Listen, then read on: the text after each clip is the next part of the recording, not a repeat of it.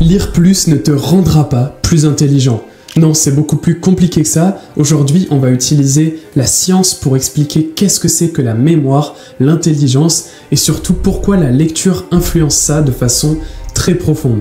Parce que oui, il existe des façons de lire qui sont bien plus avantageuses et qui te demanderont beaucoup moins de temps, beaucoup moins d'efforts et qui te permettront d'avoir beaucoup plus de résultats. Le problème aujourd'hui, c'est qu'on nous vend la lecture rapide comme étant la solution pour pouvoir lire beaucoup plus et donc devenir beaucoup plus intelligent. Mais en réalité, ça ne sert à rien. De nombreuses études ont prouvé que la lecture rapide dégradait la qualité de la lecture et que le fait de devoir lire rapidement, de ne pas retourner en arrière sur les mots, de ne pas faire des allers-retours avec les yeux, de ne pas tout simplement prendre le temps de lire, eh bien ça dégrade énormément notre compréhension et donc on est beaucoup moins efficace tout simplement. Et comme on le dit souvent, à quoi bon la quantité si on n'a pas la qualité? Et là clairement c'est un gros défaut de la lecture rapide. D'ailleurs, quand on regarde les personnes les plus intelligentes de ce monde, intelligentes dans le sens où elles ont beaucoup contribué à la science, ce sont celles qui ont relu le plus souvent les mêmes livres. Parce que le fait de lire, relire et relire la même chose te permet de comprendre chaque détail et surtout de mieux mémoriser. C'est bête, mais ça fonctionne. Et c'est comme ça qu'on faisait à l'école d'ailleurs, on nous forçait à lire, relire et relire, et on voyait bien que ça fonctionnait. Alors bien sûr, le fait de lire, relire et relire sur une très courte échelle, ce n'est pas le plus efficace, parce que ça permet de retenir sur une courte durée, et après on oublie. Comme les évaluations, quand on était à l'école, très clairement, on a tout oublié. Par contre, le fait de relire, mais de façon espacée, et surtout avec l'envie de relire, eh bien ça a une toute autre puissance, clairement. Quand tu relis ton vieux bouquin que tu avais adoré et que tu avais lu il y a quelques années, eh ben là tu arrives à mieux comprendre certains détails et tu retiens beaucoup mieux. Tout comme quand tu regardes Le Seigneur des Anneaux une deuxième fois et que ça fait déjà quelques années que tu l'avais vu, et ben là tu arrives encore mieux à le retenir. Le piège, c'est de vouloir tomber dans l'infobésité, c'est-à-dire le fait de se gaver d'informations toujours plus, par peur d'en manquer, ce qu'on appelle le FOMO, Fear of Missing Out, le fait d'avoir peur de rater quelque chose. Mais en fait, il vaut mieux avoir peu de choses, mais avoir de bonnes choses. En d'autres termes, il vaut mieux maîtriser quelques sujets plutôt que d'être à peu près connaisseur dans un peu tout, et donc finalement être bon nulle part. La polyvalence a un prix, et clairement c'est le prix de la qualité. Et j'irai même encore plus loin, je te dirais qu'il vaut mieux ne pas se renseigner, ne pas lire, ne pas se documenter, ne pas s'informer, avant d'abord d'agir.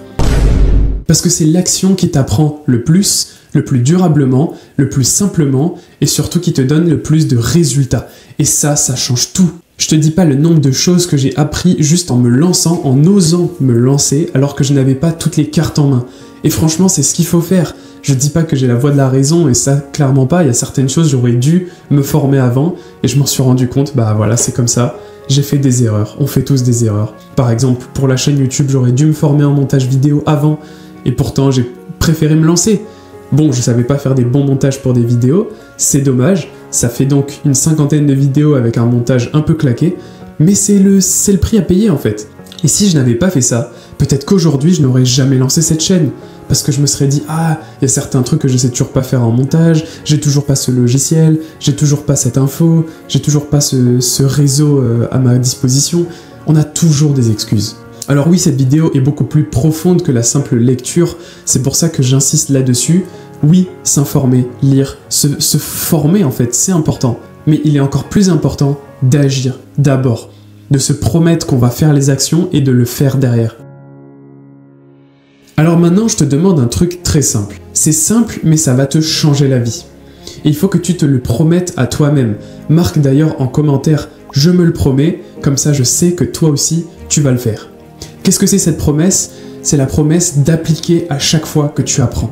Je le répète, tu dois appliquer à chaque fois que tu apprends. Sinon, 1, ça veut dire que tu as appris un truc qui ne te sert pas maintenant et qui peut-être ne te servira jamais. 2, cette chose que tu viens d'apprendre ne te dirige pas vers tes objectifs et ne te permet pas de gagner du temps, de l'argent ou de l'énergie. Donc encore une fois, ça ne sert à rien. Et pourtant, peut-être 80 ou 90% des choses sur lesquelles tu te renseignes, eh ben, ça tombe dans ces catégories-là. Ça tombe dans le FOMO, la peur de rater quelque chose, dans l'infobésité. Alors maintenant, je sais que tu es capable de le faire, que tu peux agir à chaque fois que tu que tu consommes tout simplement. La création vaut beaucoup plus que la consommation. Et c'est ça qui rend heureux. L'être humain est fait pour créer. Pourquoi y a-t-il tant de personnes malheureuses et seules dans ce monde alors qu'on a créé les réseaux sociaux? Tout simplement parce qu'elles consomment trop et elles ne créent pas assez. Et je vais te dire un truc. Je dois être aujourd'hui à 270 abonnés sur YouTube pour 70 vidéos longues postées. Ça fait 1 an et demi que je poste sur YouTube toutes les semaines. Et pour l'instant, ça ne m'a rien apporté. Rien du tout. Sauf une chose. Ça m'apporte la satisfaction de créer, de poser une pierre chaque jour. Ou au moins tous les 3 ou 4 jours sur YouTube en tout cas, peu importe. Je pose une pierre. Je rajoute mon petit grain de sel dans ce monde. Tu vois ce que je veux dire? Je fais quelque chose. J'agis. Je ne suis pas là juste à consommer et à me former encore et encore sans appliquer.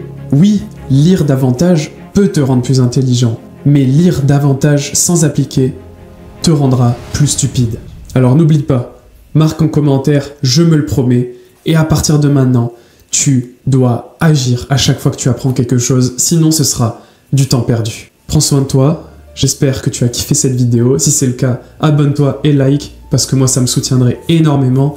Aujourd'hui ma chaîne est littéralement toute petite, mon message n'arrive pas à se diffuser comme je le voudrais, alors si tu pouvais contribuer en cliquant sur un des petits boutons en dessous, ça te coûte rien et moi ça m'aiderait énormément et je te remercie d'avance, ça me fait vraiment plaisir. Et je t'invite aussi à rejoindre gratuitement le challenge d'organisation de 7 jours, spécialement conçu par un alternant pour les alternants. Je te laisse le rejoindre en cliquant dans le premier lien dans la description. On se retrouve là-bas.